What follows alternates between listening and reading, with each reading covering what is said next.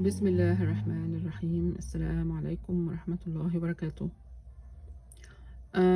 يا ترى ازاي الواحد ممكن يعني يقدر يعرف من الناس اللي هم محسوبين عليه أصدقاء مين فيهم اللي صديق بجد وتصلح عليه الاسم ده، ومين فيهم اللي لأ.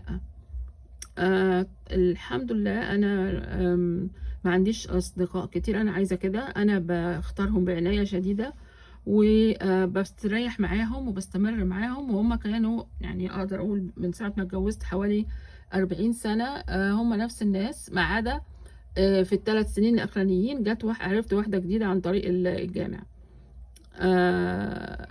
ومع ذلك ومع إن هي آخر واحدة وبقالها 3 سنين بس، دي انا مستريحه لها اكتر واحده. اولا هي كانت صيدلانيه، برضو هي اكبر مني، ولكن في تفاهم. حسيت ان هي يمكن انا مش من الناس اللي سهل ان حد يفهمني، بس حسيت ان هي بتفهمني بسرعه، وان احنا وبتنصحني بناء على طبعا انها فهمتني فبتنصحني. والحقيقه ان هي يعني نصحتني نصيحه فعلا فعلا كانت مفيده جدا ليا في مرحله ما من حياتي. من 3 سنين. الاتنين التانيين طبعا هم كويسين ما شاء الله عليهم.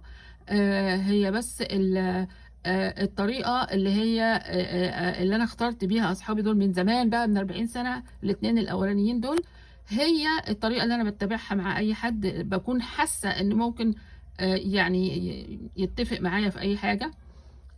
ومع ذلك أنا ما بكلمهمش خالص، أنا مش بحب الإزعاج.